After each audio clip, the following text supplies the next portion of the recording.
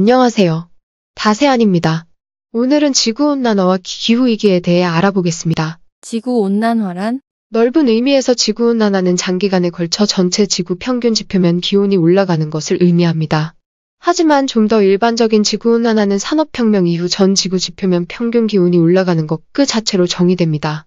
1850년 대비 지구 평균 지표면 기온은 1도 이상이나 상승하였습니다.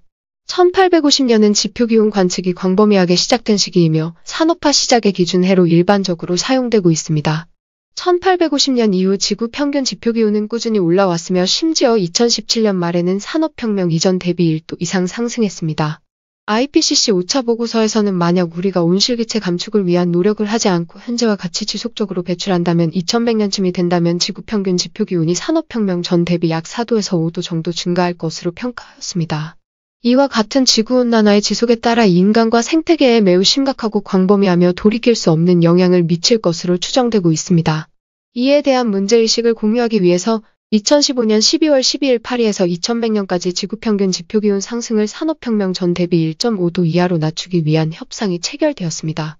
산업혁명이 시작되던 시기에 대기 중 이산화탄소 농도는 280pp였으나 이후 기하급수적으로 증가하여 2017년 12월에는 약 405pp에 이르렀습니다. 만약 앞으로 이산화탄소 배출 규제가 없을 경우 2050년에는 약 450pp를 넘어설 것으로 추정된다 합니다.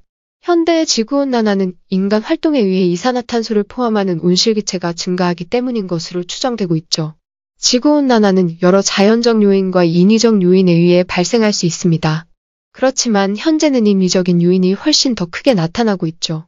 기후변화의 인위적 요인은 인간 활동에 의한 온실기체 증가와 에어로졸 증가, 그리고 토지 이용의 변화 등을 들 수 있다고 합니다. 기후과학자의 대기 중 주요 온실기체들이 인위적 온실효가 발생에 상대적으로 기여하는 정도를 수치화하니 이산화탄소가 약 60%를 기여했으며 메탄, 대륙간 오존, 아산화질소가 각각 15%, 8%, 5%를 차지했죠. 지구온난화는 단순히 하나에 국한된 문제는 아닙니다. 현재 우리는 지구적 기온 상승과 해수면 상승, 해양산성화, 무리순환 변화, 대기오염, 생태계 다양성 훼손 등의 여러 심각한 문제들과 직면하고 있죠. 2013년까지 해수면은 산업혁명 전 대비 19cm 증가했습니다. 만약 앞으로 지구 평균 지표기온이 2도 이상 상승한다면 지구 해수면 온도는 1m에서 4m까지 상승할 가능성이 있습니다. 우리가 현재 측정 중인 대기 중 이산화탄소 농도들은 발생한 농도보다 현저히 작습니다.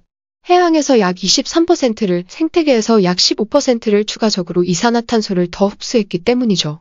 만일 해양과 생태계의 역할이 없었다면 기온 상승은 더 큰 폭으로 나타났을 겁니다. 하지만 최근에 해양에서 이산화탄소를 더 많이 흡수함에 따라 해양산성화가 급속히 진행되고 있습니다.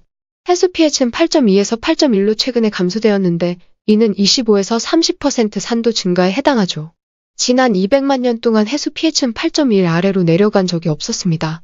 따라서 차후 해양산성화가 더 진행된다면 이 산성화가 해양 생태계에 큰 악영향을 끼치게 될 것입니다. 특히 해양 산성화와 해수 온도 증가로 인하여 산호백화 현상이 빈번히 발생하고 있으며 이에 따라 많은 산호종과 해양 생물들이 멸종 위기에 처해 있습니다. 육상 생태계 역시 최근 지구온난화의 영향을 받고 있습니다. 봄철이 빨리 시작되면서 식물과 동물들의 서식지가 북쪽과 고도가 높은 곳으로 이동되고 있습니다. 이와 더불어 많은 생물 종들이 멸종되며 생태계의 다양화가 줄어들고 있습니다. 우리 모두 잘 살아가기 위해 지구 환경을 보존하는 것은 꼭 필요하고 중요한 일입니다. 우리 모두 지구온난화를 막기 위해서 관심을 가지고 노력해보는 건 어떨까요? 지금까지 다세안이었습니다. 감사합니다.